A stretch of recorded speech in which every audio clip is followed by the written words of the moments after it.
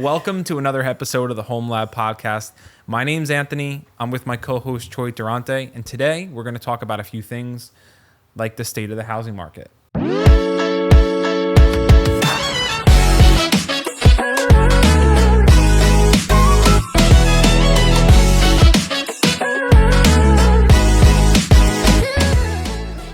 State of the housing market. Let's start with that. Yeah, what do you think? I just want to say hi to everybody. It's been a while since we made a video. Yeah. And I'm happy to be back. I've been busy for a couple months. Mr. Anthony Dad. has been crazy busy too. A new landlord. Congratulations again, bro. Thank you. I appreciate We finally finished. it. New baby. Even more congratulations. That's a bigger life accomplishment. No sleep. I apologize for my big eye bugs right now. So yeah, let's start with market. How's the market doing in Ocean and Mammoth County? Yeah, so Jersey Shore, I think we should talk about. Atlantic County, Monmouth County, Ocean County. That's where Choi and I specialize and focus most of our business in. So the state of the housing market, I think the biggest word is frustrating. So there's a lot of frustration in the housing market. Starting in the beginning of January, we've seen tremendous buyer demand back in the market. We're on the lending side running more credit than we've run in a year, which is really great when you're looking at activity. But the frustrating thing is we're having about 90% of buyers going in, making really strong offers with large down payments, waiving things, getting rejected because there's higher offers. So that's really frustrating for the buyer, for the realtor working with that buyer, and for the lender and everybody else attached to that client. On the realtor side though, because the problem is there's still shortage on the market right now. Yeah. There's not a lot of houses for sale, but the buyers, as you mentioned, they're starting to get back in the market trying to buy a house. The interest rate is not that bad compared to what it was last November. Yeah. It's playing around 6.5% right now. 6.5%, which is not bad. It's not. Which is not bad at all. It seems like the market has adjusted to higher interest rates. They're buyers, not that they don't care, but they're just used to it at this point. 3% rates in January of 2022, all the way up to 7% in end of September last year. That was a major shock, and it took I think it took a few months for people to adjust to that. But I'll tell you what, the people who jumped into the market back in October, November, and December, at this point got good deals. So their rates are a little higher, but those buyers we helped probably 20 buyers between you and I. They got good deals, sellers concessions, a little bit under asking price. And now that's gone again. That's gone because the bidding wars is starting to get back in there. Yeah. It's sad to say that I lost a couple bids a couple days ago. I sent a lot of offers for this client and we waive every single thing and we sent a strong offer over asking and all those things and stuff.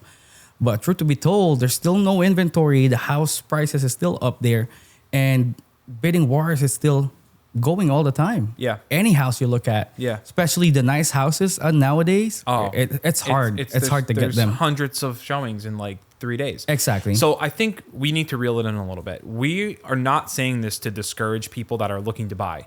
What we're doing right now is we're trying to basically talk about where the market is and the reason why we bring it up. How do we fix it? How does it get fixed? And I think one of the things that's going to fix the market, at least in our shore area, is inventory. Right now, Correct. We have no inventory compared to the buyer demand.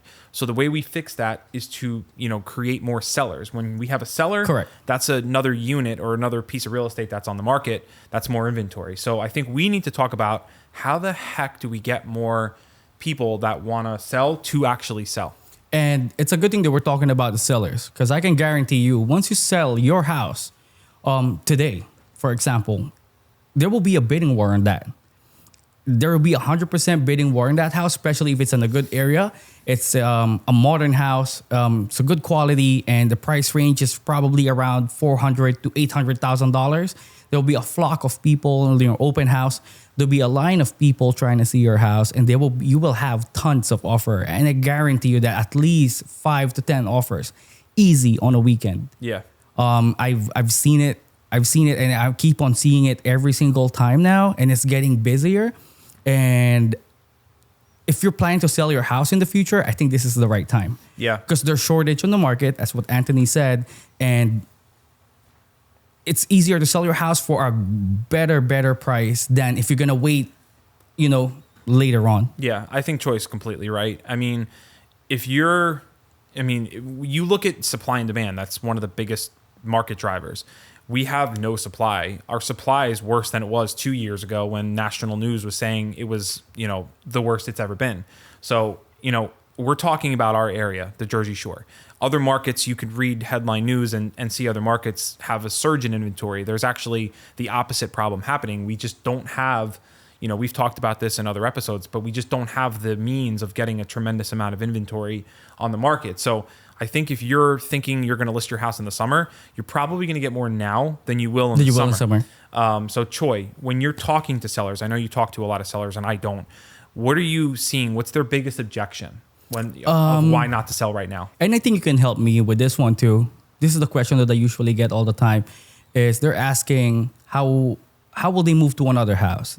For example, their money is tied up with that house that they're currently living at. Like, what are the options? If I'm a seller and I'm going to approach you as a mortgage lender and, hey, I want to upgrade to another house, but all my money's tied up in here. What are my options? Yeah, that's a great question. So I actually have a program through my mortgage company that will solve that problem for sellers. So you're a seller, you'd love to capitalize on the market, get as much money as possible, but you don't know where to go, which is the biggest problem, really. Most sellers, I think, don't want to sell because they don't know where the heck they're going to go. We have a program called Buy Now, Sell Later. And basically what that means, we pre-approve you for a mortgage. We essentially say, all right, your house is worth X amount of dollars and you only owe Y amount of dollars on it. And what we'll do is we'll allow you to use the equity in your property to go buy a new house in cash before you list your house. So I think that's a really good tool to have as a seller and a real estate agent that's working with the seller. Like, hey, listen, let's market your house. We know we can get this much for it. But before we do that, let's go find you a new house and make sure you're secure in that new house. And then we'll focus on your current home. And the good thing about that program too is that's one of the programs that we use in a previous client. It's going to be a cash to keys program. So you're basically presenting it as the Animac is going to buy the property, right? Correct. So my mortgage company will buy that house in cash with no contingency. And that's a good thing. That's another problem. Again, let's reel back a little bit. I was just mentioning bidding wars earlier. No home sale contingency is always a big thing. Yeah. If you have a home sale contingency, it's going to be harder as a realtor for me to win the offer for you. On the new house. Right. So we eliminate that contingency. We're a cash buyer. We've had a lot of success with it. Over the last few months, we haven't needed it as much, but now that, there's dozens of offers on houses again, I think it's a really great tool. And if you're a seller, I understand. I own my home that I'm raising my family in. Like, you don't want to end up homeless. And that's obviously really important to us as, real estate professionals. So I think this program could really solve a problem for you. If you're wanting to sell, you want to capture the market, but you don't know where you're going to go. Yes. And maybe another question is, what are the programs out there? Another question from the buyers. What are the programs that's out there right now that can help them out? Yeah. So buy another property. So we're going to shift a little bit into what a buyer can use. If you're wanting to buy a house and you don't have any money down, reach out to Choi or myself individually. So there's a grant that New Jersey has called the NJHMFA grant. And repeat that again. NJHMFA. So there's a grant that you can get as a first-time home buyer. It's a little hard to qualify for, but, Choi and I are more than happy to talk to you or someone that is looking to jump into the market as a buyer and they're a first-time home buyer. If you're in Ocean and Monmouth County, you can get a $15,000 grant for your down payment and your closing costs. If you're in Atlantic County or other surrounding counties, it's $10,000. So we have a few clients who've reached out and now they're out shopping for a house. Exactly. I will say, as a buyer, it's still really frustrating. They're striking out a little bit on houses that they're bidding on, but I think as a buyer, we have so many people right now getting themselves in position to jump on the right house when it comes up. I think, and they're ready to go. Yeah, they're ready to go. And I think preparation is key, exactly, from a selling standpoint and from a buying standpoint. So the grant is something really great. If you have, if you're paying rent and you're like, why am I paying someone else's mortgage? I want to pay my own. The grant could be a really great thing. It really can. It can help. It can definitely help them. Listen, the state of the market is, like we said before, frustrating. I think there's definitely ways to navigate through it. We're thinking that real estate's going to continue to go up. I want to just paint a picture too. So I was in New York a few weeks ago. I had to go up there during the day. and I was early for the thing I was attending, and I was like, you know what? Let me just see what's selling up here in Staten Island, New York, and like, oh my goodness, housing prices in Staten Island, New York, are about twice as much as what they are down here. So we're seeing a lot of people migrate from those areas down here. And that's part of the problem. That's putting upward pressure on real estate prices, which is kind of good in some ways because it's showing strength. But they're moving. They're moving here. So like, I mean, the example I'll give you, there was a house in Staten Island. It was like a 600 square foot, like 50, 60-year-old house, 2 bedrooms, 1 bathroom. It was a shoebox. It sold for $455,000. Oh my God. That's crazy. That's crazy. You could buy a brand new home.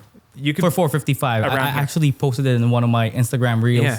And I was texting it to you. The one in Bayville. Yeah. The one in Bayville. 15. You could buy what? That was almost 2,000 square foot brand new house. Correct. 412. And I think 412. And then I kind of did the math on that, and the monthly payment is roughly $3,000. I think if you put like with zero down. That was with zero down payment. 0 or 3% depending on the kind of loan you qualify for. Exactly. Around $3,000. If you're putting 10, 15, 20% more, that payment's going to get cheaper. Get lower. But you know, it's interesting. It's weird. Now, getting back to the sellers, I think, you know, we need people to sell their houses to create more inventory to fix the problem that we have. Yeah, so we're calling out to all the people that has a lot of houses in Ocean and Mammoth County. I think this is the perfect time that you would want to sell your property. Yeah. We could get a bidding war in a snap. Yeah. On any property I think, in New Jersey. Let's shout out some investors. I don't want to say that, but let's do it. I'm personally an investor. I own a bunch of real estate.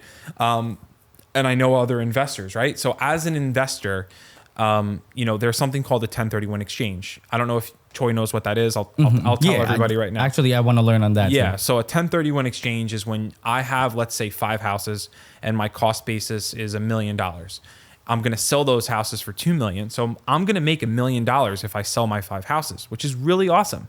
However, I'm going to have to pay the government tax on my profit of that property. So use simple math here. My cost basis is $1 million. I'm going to sell for $2 million. There's $1 million in profit. I'm going to have to pay 25 to 35% in capital gains taxes on that. So I'm going to lose $250,000 to $350,000, which is crazy. Most sellers most investors don't want to sell because of that. And I'm in that position. I would never want to sell for that reason. There's something called a 1031 exchange. The government basically came out with a rule, and they said, Anthony, if you sell your 5 houses for $2 million, you can essentially take that profit and put it into another piece of real estate that is similar in price, and you don't have to pay taxes on it. So for me, for example, if I were ever to sell any of my residential properties, I could say, you know, let's use the same example. I could sell my 5 houses and I could take my $1 million in profit and go buy a $3 or $4 million commercial piece of real estate. Correct. So something that you're just going to upgrade, basically. You just upgrade, right? So like, listen, real estate investing, you can succeed in so many different ways. Correct. But a lot of people that I talk to farther ahead of me that own commercial real estate, they said, listen, they traded up essentially. So they started in the residential space, and, you know, as those homes appreciated, they sold into commercial real estate, you know? So I think this is another topic, but there's going to be an opportunity in the commercial real estate space.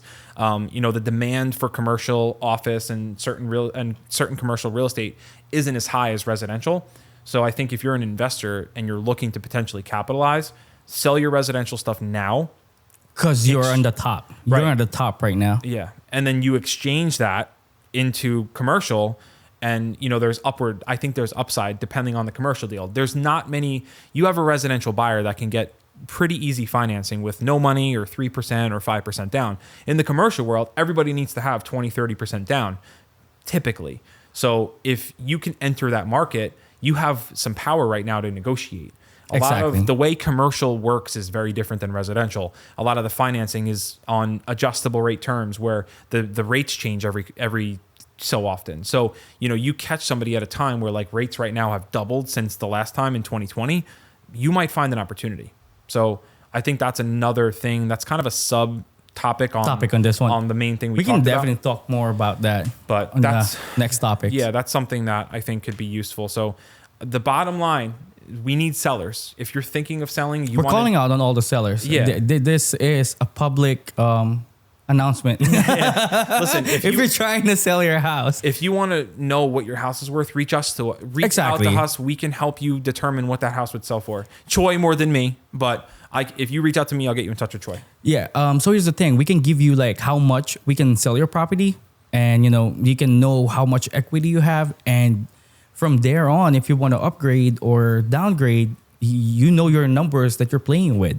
And just try so you know your numbers. And if you don't like the numbers and you want to wait, yeah, that's perfectly fine. Exactly. But, at least you know your numbers. Yeah. And then we can go from there. No commitment, no nothing. Zero. We will not charge you anything at all. Yeah.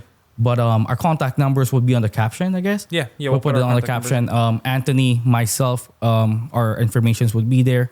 Our license numbers and everything else would be there too. Yeah. All right, guys. Well, thank you for joining us today and listening to us. We appreciate it, and we'll see you on the next episode. Thank you, guys.